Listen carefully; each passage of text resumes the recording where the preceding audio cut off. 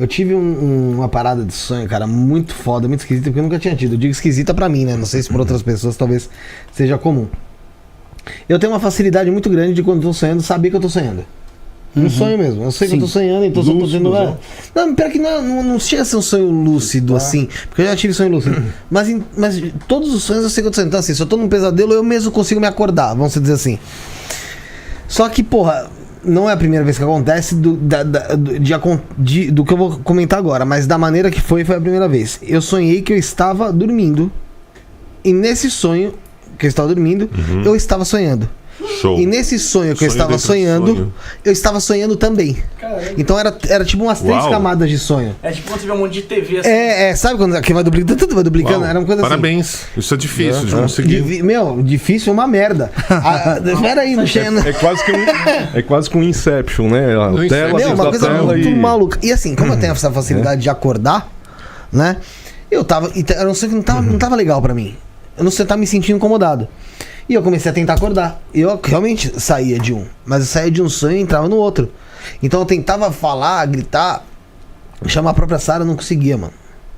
Travava. Não ia. Mas não tava de olho aberto, não tava tendo.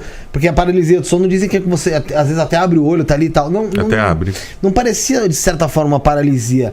Era algo me travando como se fosse o mesmo sonho mesmo. Então eu tive que ir quebrando camadas do sonho e saindo de um pro outro, até chegar no meu mesmo. Só que aquilo, velho, acabou.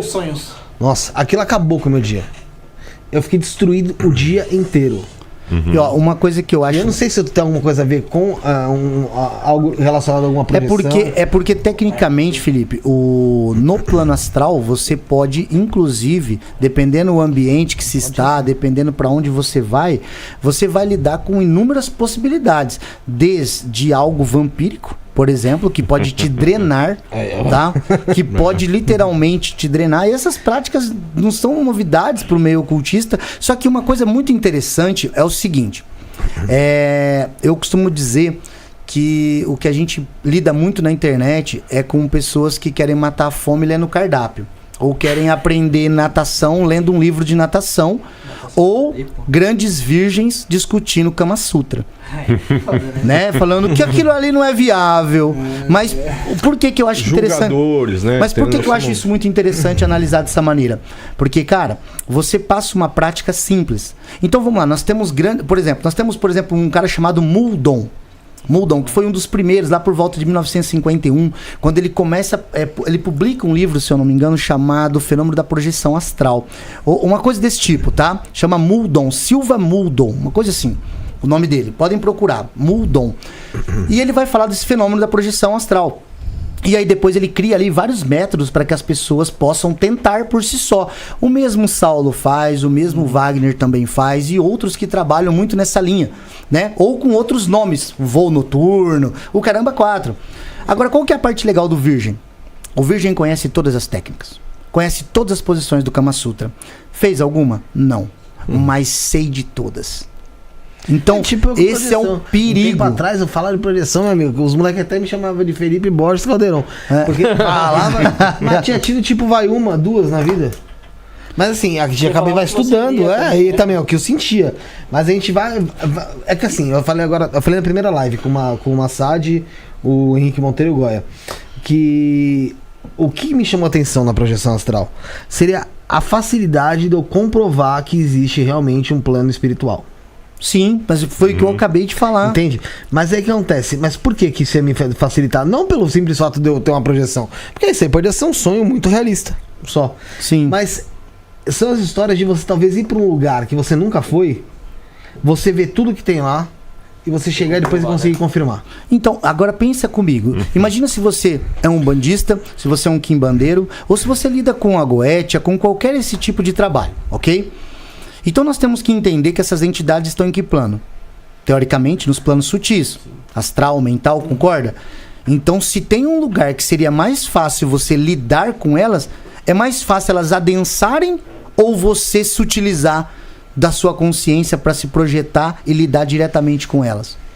Entende? Então, o nível da importância disso é enorme. Porque assim como eu falei da Golden Dawn, que utilizava símbolos, por exemplo, dos Tattvas ou elementais para se projetar dentro daquela esfera, seria interessantíssimo a projeção para dentro de um selo, por exemplo, ou de repente um ponto riscado, né?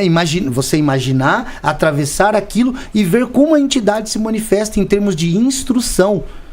Entende? Não tem aquela história de esse é um ponto padrão para trabalhar com um tranca-rua, por exemplo. Mas acontece que quando o tranca-rua dele vem, ele dá um ponto dele. Ele fala, meu ponto vai ser assim. Então, de onde veio essa instrução? De cima para baixo. Então, a saída em astral e a projeção, ela é extremamente útil pro magista, pro psiconauta. O que é o psiconauta? O cara que é um navegante psíquico. Literalmente, um cara que viaja no sentido de imaginação criativa, visualização, outros planos, entende? Então, ela é extremamente útil como treinamento, como prova de um possível outro plano e de um treinamento mágico, de fato. Para você receber instrução de fonte. Porque, cara, a piada do Raul, né? Você nunca deveria, antes de ler o livro que o guru te deu, leia o seu. O que você de fato fez? Senão você fica recitando receita de bolo. Entendeu?